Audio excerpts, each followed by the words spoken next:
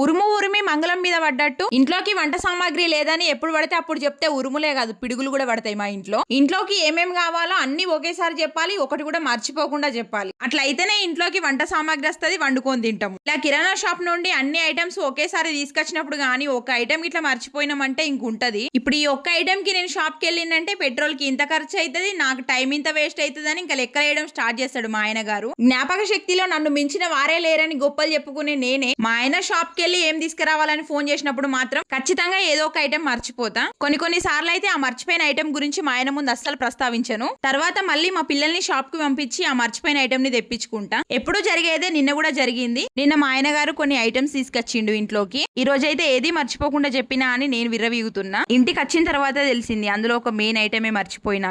అదేంటంటే Surf packet చెప్పలేదు. ఇప్పుడు ఈ వీడియో చూస్తేనే తెలుస్తుంది మా ఆయనకి. నాలాగే మర్చిపోయి తీరా తీసుకొచ్చిన తర్వాత తల పట్టుకునే వాళ్ళు ఎంతమంది ఉన్నారో ఒకసారి కామెంట్ చేయండి.